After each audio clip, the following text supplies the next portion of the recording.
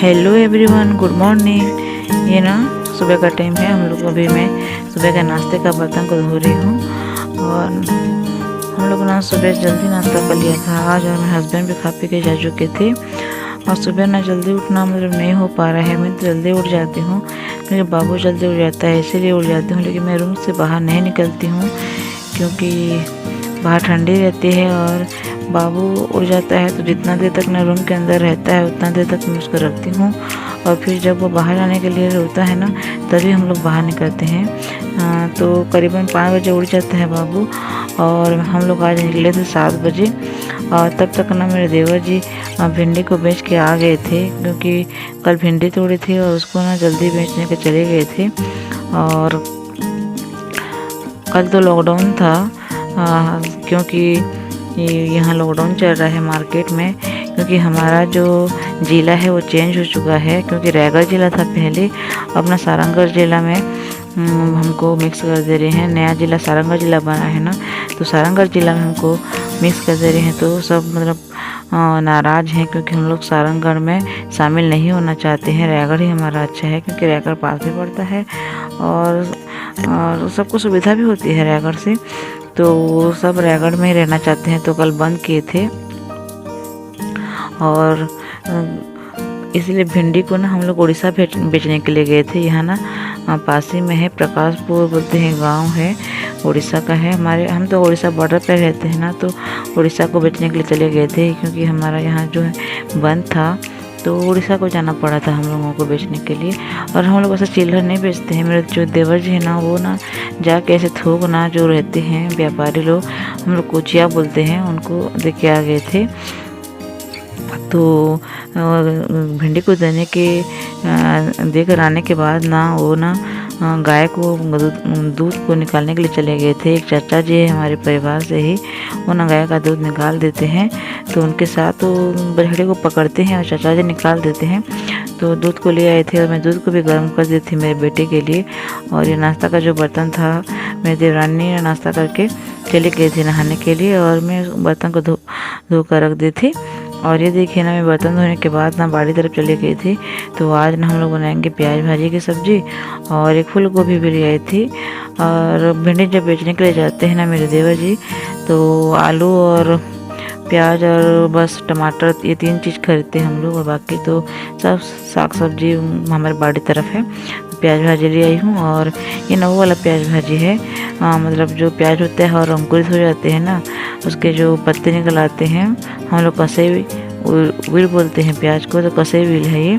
मतलब जो पत्ता निकल जाता है ना प्याज को, उसको उगा देते हैं तो हो जाता है भाजी, उसी का भाजी है।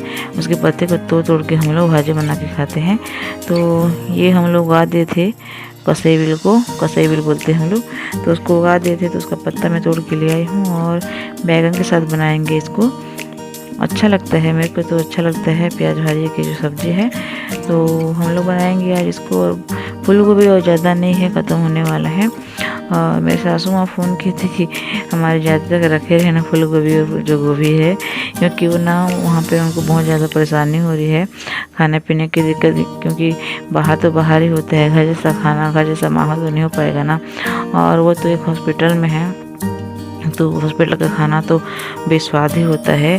तो बताते हैं कि कभी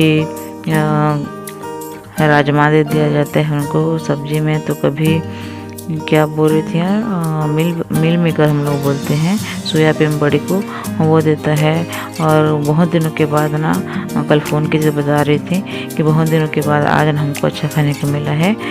दाल दिया था, फूल गोभी की सब्ज़ी और टमाटर की चटनी, ऐसे अच्छा लगता है, वो वाला दिया था बोल रहे थे। तो जब से आए हैं ना तब से बेस्वाद खाना ही खा रहे हैं, ऐसे बता रही थी। और मेरे ससुर जी का जो रेडियोथेरेपी चल रहा है ना, तो रेडियोथेरेपी में ना जब होता है तो अच्छा नहीं लगता है, खाने का मन नहीं करता है, और कुछ भी मन नहीं लगता है खाने के लिए, ऐसे बोल रहे थे ससुर जी। और तो जो सब्ज़ी तो बेस्वाद खाना वहाँ मिल रहा है उनको, जो पेशेंट है उनको ऐसे ही दिया जाता है। तो मेरे ससुर जी जो खाने का मन नहीं कर रहा है बोल रहे थे। तो मैं सासू माँ बता रही थी कल ना ओला गोल बाज़ार, रायपुर के गोल बाज़ार घूमने के लिए गई थी और थोड़ा मार्केट तरफ चली गई थी। तो वहाँ से ना टमाटर खरीद के लाए हैं और नमक मिर्च और धनिया पत्ती भी खरीद के लाए हैं। और जो मेरे ससुर जी हैं पापा जी, वो ना कच्चा टमाटर है उसको ना खाएंगे ऐसे बोल रही थी, थोड़ा उसमें उनको खिलाएगा तो खा लेंगे खाना, ऐसे बता रहे थे मेरी सासू माँ। तो हमने कहा कि ठीक है, लेकिन ज़्यादा बाहर जो है मत निकलिए, क्योंकि रायपुर में भी कोरोना ज़्यादा बढ़ने लगा है। रायगढ़ और रायपुर में लॉकडाउन हो रखा है इसी वजह से, इसीलिए आप ज़्यादा मत घूमिएगा, ऐसे बोले हैं। तो उनको खाने पीने की थोड़ी दिक्कत हो रही है। तो हम लोग घर में हैं तो हमारे घर में साग सब्ज़ी ज़्यादा है, तो हम लोग बताते हैं फ़ोन में कि आज ये बना रहे हैं वो बना रहे हैं। तो मेरी सासू माँ बोलती हैं रखे रहना रही हम लोगों के आते तक, कैसे बोलती हैं। और मेरी सासू माँ ना थोड़े मजाकिया टाइप से भी हैं, तो अच्छा लगता है। ये देखिए मैंने साफ कर लिया है पत्ते को और इनको मैं अभी काट दूँगी। और ये देखिए मैं ना नहाने चली गई थी सब्जी को काट के, क्योंकि मेरी देवरानी नहा के आ गई थी। और मेरे नहा के आने तक ना वो ना चावल दाल और जो प्याज भाजी की सब्ज़ी थी ना वो बना चुकी थी। और उतना देर तक ना बाबू को पकड़ी थी जब मैं नहाने गई थी। तो जो मैं नहा के आई ना तो बोली कि दीदी आप थोड़ा जो बच्चा है खाना बना लीजिए, बाबू को मैं पकड़ देती हूँ। और वो थोड़ा ना बाहर जा रही थी, क्योंकि हमारे जो वो मोहल्ले के बच्चे हैं ना, देखिए मैं फूल गोभी की सब्ज़ी बना रही हूँ। तो मैं क्या बोल रही थी, हाँ, जो हमारे मोहल्ले के बच्चे हैं ना बाड़ी तरफ पिकनिक कर रहे थे। हमारे गली के बच्चे छोटे छोटे जो लड़कियाँ हैं 7वीं 8वीं क्लास की, वो पिकनिक कर रही थी।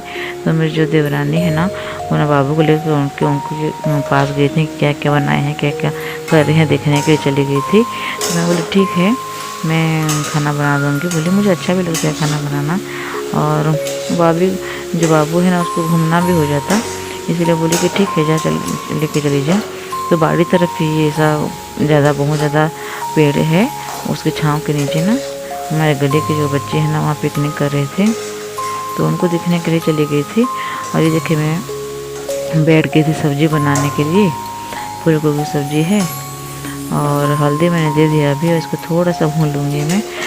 उसको उबाली नहीं हूँ, तो उबालने से ना थोड़ा स्वाद में फीका हो जाता है, तो ऐसे उसको भून लूँगी पलट के ढक के। तो जब पक जाएंगे तो उसको मसाला में बना लूँगी सब्ज़ी में। और ये देखिए जो मेरा फूल गोभी है वो ना भुना चुका है, तो उसको एक बर्तन में रख दूँगी और कढ़ाई में मैं सब्ज़ी बना दूँगी। उसी कढ़ाई में सब्ज़ी बनाऊँगी मैं, और दूसरा यूज नहीं करूँगी।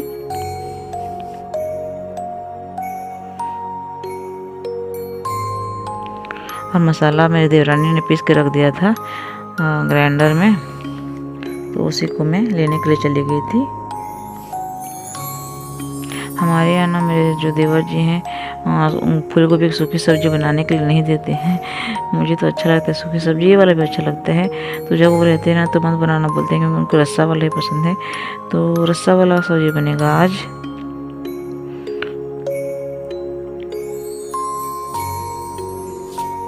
तेल मैंने डाल दिया है और उसमें डाल दूँगी जो भी मटेरियल है सबको डालूँगी। ये डाल दिया है मैंने मसाला। अभी ना फूल गोभी पत्ता गोभी का सीज़न है, अभी हर घर में फूल गोभी पत्ता गोभी की सब्ज़ी बनती है, तो हमारे घर में बनती है। और भाजी भी है हमारे बाड़ी तरफ, तो सबको हम लोग और बारी बारी से खा रहे हैं। मूली भाजी है, लाल भाजी है, अभी प्याज भाजी है, और ना कद्दू भाजी भी है, लेकिन अभी फल रहा है तो उसको ना हम लोग नहीं खा रहे हैं। मैं मेरी देवरानी को बोल रही थी कि एक जगह कद्दू नहीं फल रहा है, उस वाले को ना भाजी को हम खा लेते हैं, क्योंकि उसमें कद्दू नहीं फल रहा है। और वो ना ऐसी जगह पे है जो रास्ता को बंद कर दे रहा है, तो उसको खा लेते हैं इस भाजी को, फिर उसको उखाड़ के फेंक देंगे बोल रही थी।